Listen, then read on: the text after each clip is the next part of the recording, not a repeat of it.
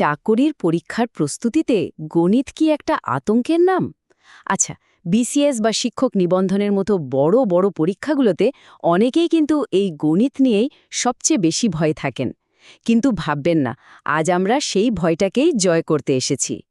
বেশিরভাগ পরীক্ষার্থীর জন্যেই গণিতের প্রশ্নগুলো সমাধান করা মানে সময়ের সাথে রীতিমতো একটা যুদ্ধ করা, তাই না? মনে হয় যে এই বড় বড় হিসাব করতে গিয়ে অন্য সহজ প্রশ্নগুলোর উত্তর দেওয়ার সময়ই হয়তো পাওয়া যাবে না। তো নিবন্ধন বা বিসিএস পরীক্ষায় গণিতের যে প্রশ্নগুলো প্রায় প্রতি বছরই আসে, আজ আমরা সেগুলোরই সমাধান দেখব। হ্যাঁ, ঠিকই শুনেছেন। আজ আমরা এমন ৩টি কৌশল শিখব যা গণিতের সবচেয়ে কমন কিছু সমস্যার সমাধান করে দেবে একেবারে চোখের পলকে। চলুন তাহলে আমাদের আজকের গণিত বক্স মেথডের প্রথম কৌশলটা কি সেটা দেখে নেওয়া যাক। আমাদের প্রথম বক্সটা হল শতকরার চেইন নিয়ে। পরীক্ষায় প্রায়ই এমন প্রশ্ন আসে যেখানে একটা সংখ্যার ওপর পরপর কয়েকটা শতাংশ বের করতে বলা হয়। যেমন ধরুন, একটা সংখ্যার ৭৫%-এর ২৫% কত? দেখতে একটু জটিল মনে হচ্ছে, তাই না?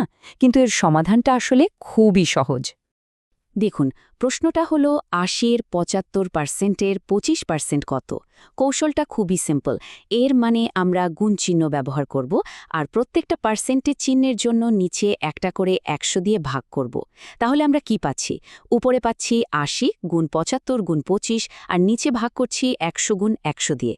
এবার একটু কাটাকাটি করে সহজ হিসাব করলেই উত্তরটা দাঁড়িয়ে যাচ্ছে ১৫। দেখলেন তো কত সহজে হয়ে গেল? তাহলে পাওয়ার টিপসটা কি দাঁড়ালো? খুবই সহজ। যতগুলো শতাংশ বা পার্সেন্টেজ চিহ্ন দেখবেন নিচে অর্থাৎ হরের মধ্যে, ঠিক ততগুলো ১০০ বসিয়ে দিন। ব্যাস, এই একটা নিয়ম মনে রাখলেই এই ধরনের অঙ্ক আর জীবনেও কঠিন মনে হবে না। আচ্ছা, এবার চলুন আমাদের দ্বিতীয় শর্টকাটে যাই। এটা এনটিআরসিএ বা শিক্ষক নিবন্ধন পরীক্ষার অন্যতম পছন্দের একটা প্রশ্ন। প্রশ্নটা হলো, দুটি ক্রমিক সংখ্যার বর্গের অন্তর দেওয়া থাকলে সংখ্যা দুটো কিভাবে খুব তাড়াতাড়ি বের করতে হয়। এটার জন্য কিন্তু দারুণ একটা কৌশল আছে। ধরুন আপনাকে বলা হলো দুটি ক্রমিক সংখ্যার বর্গের অন্তর ১৭।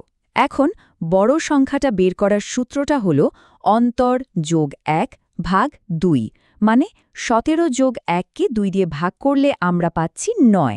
আর ছোট সংখ্যাটা হল অন্তর বিয়োগ ১ ভাগ ২, মানে ১৭ বিয়োগ ১কে ২ দিয়ে ভাগ করলে হয় ৮।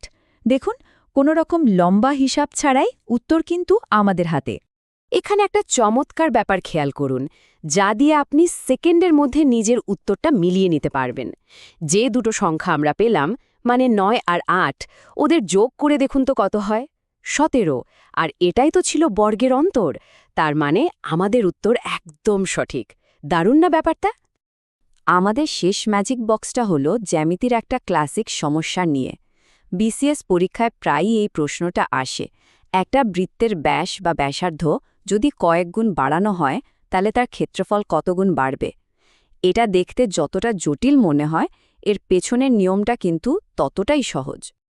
এর পেছনের যুক্তিটা খুবই সাধারণ, কারণ আমরা জানি বৃত্তের ক্ষেত্রফলের সূত্রেই কিন্তু ব্যাসার্ধের বর্গ বা r² থাকে।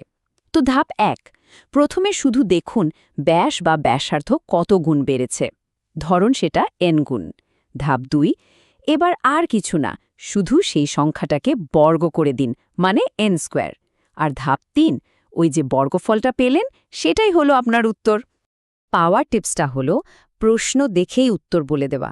মানে যদি বলা হয় ব্যাস ৪ গুণ বেড়েছে, উত্তর হবে ৪-এর বর্গ মানে ১৬। যদি বলা হয় ৫ গুণ বেড়েছে, উত্তর হবে ৫-এর বর্গ ২৫। এখন থেকে এই প্রশ্নটা দেখলে আমার মনে হয় আর ভয় লাগবে না, বরং আত্মবিশ্বাস আরও বেড়ে যাবে।